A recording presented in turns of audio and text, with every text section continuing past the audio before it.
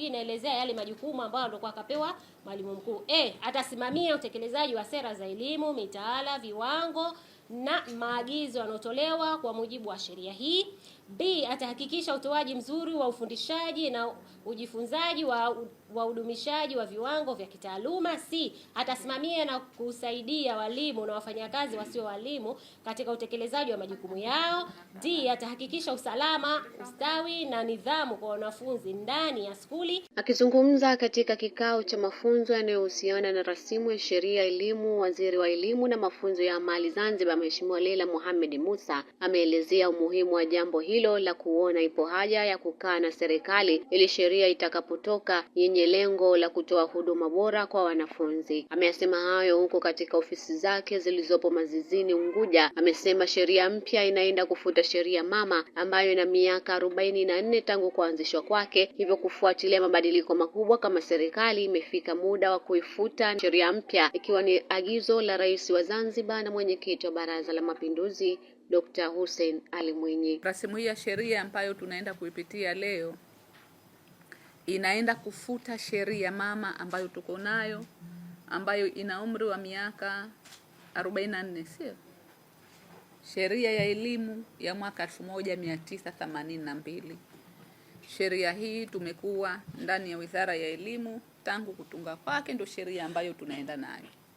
Lakini kufuatilia mageuzi makubwa ya kidunia ambayo yanaendelea, mabadiliko ya wakati, mabadiliko ya uhitaji, lakini kukua kwa mawanda makubwa ya elimu sasa duniani, tumefika pahali kama serikali tumeona sheria hii, pamoja na kuwa muda baada ya muda ilikuwa inafanywa marekebisho, lakini imefika muda sasa wa kuifuta na kuwa na sheria mpya. Waziri Leila ametoa wito kwa wajumbe wa kamati ya ustawi wa jamii wa Baraza la Wawakilishi kufuatia mafunzo hayo na kuwataka kuwa wasikivu wakati wa kupitishwa kwa sheria hiyo ili kuweza kupata mustakabali mwema.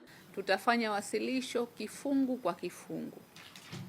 Wataalamu wetu, timu yote iko hapa ili muweze kuvisikia hivyo vifungu vilivyomo kwenye sheria yenyewe. Na baada ya wasilisho hilo, wakati wasilisho tutaomba musikilize, kwa sababu kikifanywa kifungu presentation kifungu hichi, yawezekana ukawa na swali, lakini pengine kifungu cha chini kinachokuja huko ikawa swali limejibika. Kwa hiyo wakati wa wasilisho, mwisho mwenyekiti na waheshimiwa wajumbe, tutawaomba moyo wavumilivu, musikilize mpaka mwisho. Baadaye utakuwa ni muda wa mjadala.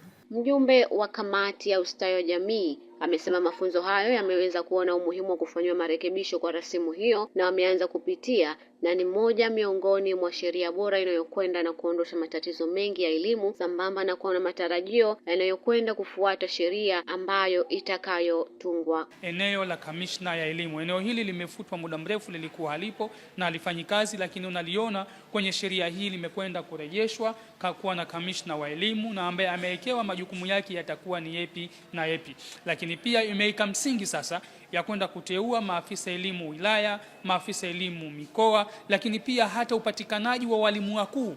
Unaona kabisa kwenye rasimu hii unakwenda kubadilika, itakuwa ni tofauti na sheria hii ambayo ipo. Tumeona kwamba huko nyuma wazazi na watu wengi katika jamii wamekuwa wakilalamikia upatikanaji wa walimu wakuu hawa ambao wanaziongoza shule zetu.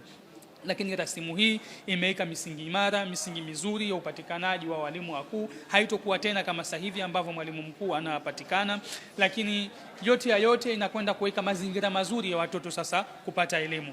Matarajio yetu ni kuona sheria hii sasa inakwenda kufuta ile sheria ambayo ilikuwa ipo, ambayo ilikuwa inalalamikiwa na watu wengi, inalalamikiwa na wadau wa elimu, lakini sasa sheria hii inakwenda sasa kupandisha hadhi, inakwenda kupandisha sifa ya elimu yetu. Mafunzo haya yamehudhuriwa na wajumbe mbalimbali wa kamati ya ustawi wa jamii, kamati ya Baraza la Wawakilishi, mkurugenzi wa Wizara ya Elimu, mkuu wa kitengo cha sheria, ambayo yatafanyika kwa siku 2.